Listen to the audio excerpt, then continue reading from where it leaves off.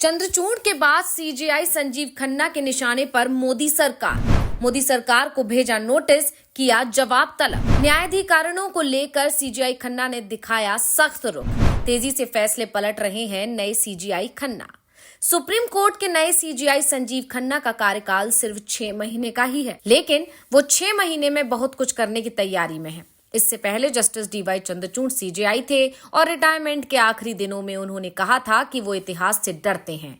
इतिहास शायद उनके साथ नरम रुख अपनाएगा, लेकिन ऐसा लगता नहीं है, क्योंकि जितने भी सीजेआई हाल फिलहाल में अपना कार्यकाल पूरा कर रिटायर हुए हैं, उसमें सबसे ज्यादा सवाल जस्टिस चंद्रचूड़ पर ही उठाए गए थे और आज भी उठाए जा रहे हैं। संजीव खन्ना ने तो सीजेआई का पद संभालते ही एक के बाद एक 3 बड़े फैसले लिए और ये फैसले जस्टिस चंद्रचूड़ के फैसलों को पलटने के लिए गए। सुप्रीम कोर्ट में जो व्यवस्था जस्टिस चंद्रचूड़ ने बनाई थी, उसे सीजेआई संजीव खन्ना ने बदल दिया। ये भी कह सकते हैं कि जो परंपराएं चली आ रही थी, जिन्हें चंद्रचूड़ ने पलट दिया था, सीजेआई खन्ना ने पद संभालते ही उन परंपराओं को फिर से शुरू कर दिया और अब सीजेआई खन्ना के निशाने पर मोदी सरकार आ गई है। मोदी सरकार को नोटिस जारी किया गया है, जवाब तलब किया गया है। तो आखिर क्यों मोदी सरकार आई सुप्रीम कोर्ट के निशाने पर? आज हम अपनी स्पेशल रिपोर्ट में इसी पर करेंगे चर्चा, तो वीडियो को आखिर तक जरूर देखें। सीजेआई संजीव खन्ना को पद संभाले अभी 1 सप्ताह का ही समय हुआ है। 11 नवंबर को राष्ट्रपति द्रौपदी मुर्मू ने उन्हें सीजेआई पद की शपथ दिलाई थी और सीजेआई खन्ना पहले ही दिन से एक्शन मोड में दिखाई दे रहे हैं। उन्होंने साफ कर दिया कि वो सुप्रीम कोर्ट के कामकाज को पारदर्शी बनाने के साथ ही तेजी से सुनवाई करने को प्राथमिकता देंगे। साथ ही हर वर्ग के मामले की सुनवाई आसानी से हो, उन्हें कोर्ट में सुनवाई की तारीख मिल सके और केस जल्दी ही समाप्त हो, इस पर जोर रहेगा। जाहिर सी बात है कि इसके लिए जरूरी है कि निचली अदालतें जैसे हाई कोर्ट और न्यायाधिकरण यानी ट्रिब्यूनल में जजों की जो संख्या तय है, उतनी संख्या में जजों की नियुक्ति भी होनी चाहिए।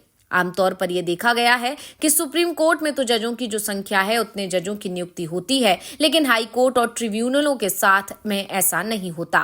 यहाँ कई पद वर्षों से खाली पड़े रहते हैं और इसके चलते मामलों की सुनवाई नहीं हो पाती है। इस बीच सीजेआई खन्ना की बेंच के सामने एक ऐसी जनहित याचिका आई जिसे देखकर वो नाराज हो गए। दरअसल एक आरटीआई कार्यकर्ता निश्चय चौधरी की याचिका पर सुनवाई करते हुए मुख्य न्यायाधीश जस्टिस संजीव खन्ना और जस्टिस संजय कुमार के सामने दलील दी गई कि पूरे देश में ऋण वसूली न्यायाधिकरणों में 1/3 से अधिक महत्वपूर्ण पद खाली पड़े हैं। जनहित याचिका में चिंता जताई गई है कि देश में 39 डीआरटी में से लगभग 1/3 न्यायाधिकरण पीठासीन अधिकारियों की अनुपस्थिति के कारण फिलहाल काम ठप होने जैसी स्थिति है, जिससे बैंकों और वित्तीय संस्थानों के लिए ऋण वसूली में तेजी लाने के उनके मूल उद्देश्य को नुकसान पहुंच रहा है। डीआरटी की स्थापना बैंकों और वित्तीय संस्थानों की बकाया राशि की वसूली अधिनियम 1993 के तहत की गई है, ताकि बैंक और वित्तीय संस्थान उधार लेने वालों से डूबे कर्ज की वसूली कर सकें। याचिका के अनुसार 30 सितंबर 2024 तक 11 डीआरटी बिना पीठासीन अधिकारी के हैं, जिससे मामलों को कुशलतापूर्वक निपटाने की उनकी क्षमता पर गंभीर असर पड़ रहा है।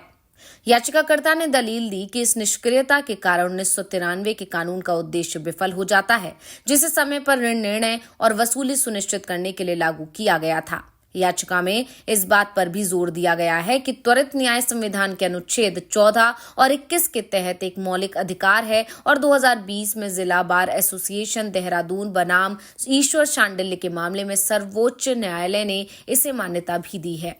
याचिका में वित्त मंत्रालय को निर्देश देने का अनुरोध किया गया है कि वो डीआरटी में पीठासीन अधिकारियों के चयन और नियुक्ति से संबंधित रिकॉर्ड पेश करें, ताकि इन रिक्तियों को दूर करने में सरकार की गंभीरता का मूल्यांकन किया जा सके। इसमें केंद्र को मौजूदा रिक्तियों को समय पर भरने तथा भविष्य में नियुक्तियों में देरी को रोकने के लिए तंत्र स्थापित करने का निर्देश देने का भी अनुरोध किया गया है। अंतरिम उपाय के तहत जनहित याचिका में ये निर्देश देने का अनुरोध किया गया है कि सेवाओं में व्यवधान को रोकने के लिए गैर कार्यात्मक डीआरटी की शक्तियां अन्य न्यायाधिकरणों के निहित की जाएं। याचिका में यह भी कहा गया है कि न्याय के हित में डीआरटी के कुशल कामकाज को संरक्षित रखने के लिए कोई और आदेश जारी करें। याचिका की सुनवाई करते हुए सीजेआई ने तुरंत ही केंद्र सरकार को नोटिस जारी कर जवाब भी तलब किया है। वैसे परेशानी सिर्फ ट्रिब्यूनलों में पद खाली होने की नहीं है, बल्कि देश के तमाम हाई कोर्ट भी इसी समस्या का सामना कर रहे हैं। एक रिपोर्ट में बताया गया है कि देश के हाई कोर्ट में जजों के ही 32% पद खाली हैं, यानी 1/3 जजों के पद हाई कोर्ट में भी खाली पड़े हुए हुए हैं। सबसे बड़ी बात तो ये है कि सभी हाईकोर्ट के साथ ऐसा नहीं है। एक तरफ दक्षिण भारत के राज्य हैं जहां हाईकोर्ट में स्वीकृत पद के लगभग बराबर जज हैं, लेकिन देश के दूसरे हिस्सों के साथ ऐसा नहीं है, खासतौर पर उत्तर पूर्व के राज्यों में। हम अगर दक्षिण भारत के राज्य केरल की बात करें तो केरल हाईकोर्ट 1 नवंबर तक जजों के खाली पदों को 4% तक कम करने में कामयाबी हासिल की है, जो सभी बड़े हाईकोर्ट में सबसे कम है। मद्रास हाईकोर्ट जैसे क्षेत्र के अन्य हाईकोर्ट ने इसे 11% और कर्नाटक हाईकोर्ट ने 19% तक काम किया है। इसके उलट देश के सबसे बड़े हाईकोर्ट में शामिल इलाहाबाद हाईकोर्ट में जजों के 49% पद खाली हैं। ये सभी 25 हाईकोर्ट में सबसे ज्यादा हैं। अन्य जगहों पर भी स्थिति कुछ ऐसी ही है, जहां उड़ीसा हाईकोर्ट में 42% पद खाली हैं। वहीं उसके बाद कलकत्ता में 40%, पंजाब और हरियाणा, दिल्ली और गुजरात में 38% और बॉम्बे में 27% जजों के पद खाली हैं।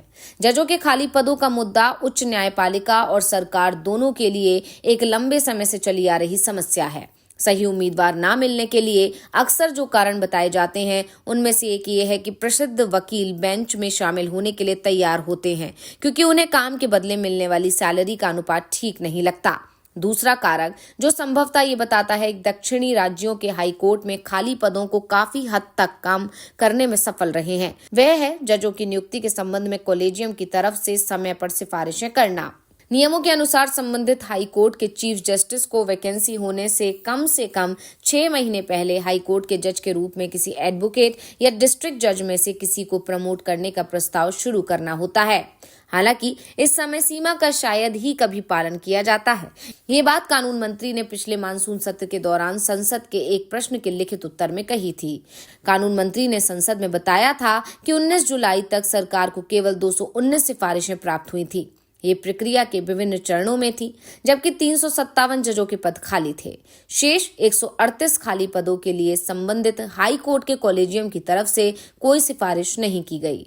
यानी कॉलेजियम की तरफ से जितनी भी सिफारिशें आई हैं, वो भले ही किसी भी चरण में हैं, उन सभी सिफारिशों को मंजूरी भी दे दी जाए तो भी हाई कोर्ट में जजों के 11% से ज्यादा पद खाली बने रहेंगे। साफ है, सीजीआई संजीव खन्ना के लिए इन पदों को भरने की प्रक्रिया तेज करवाना भी एक चुनौती होगी। अब हम आपको बताते हैं कि जजों की नियुक्ति की प्रक्रिया क्या है। सबसे पहले संबंधित हाई कोर्ट के 3 सीनियर मोस्ट जज के कॉलेजियम की तरफ से सिफारिशें की जाती हैं, लेकिन अंतिम नियुक्ति आईबी की तरफ से स्वतंत्र जांच के बाद सुप्रीम कोर्ट कॉलेजियम की मंजूरी से की जाती है। 1 नवंबर तक देश के 25 हाई कोर्ट में जजों के 352 पद रिक्त थे, जो उनकी स्वीकृत संख्या 1114 का 32% है। ये रिपोर्ट आपको कैसी लगी, हमें कमेंट करके अपनी राय जरूर दीजिएगा। इसी के साथ वीडियो को लाइक करें, वीडियो को शेयर करें और चैनल को सब्सक्राइब करना ना भूलें।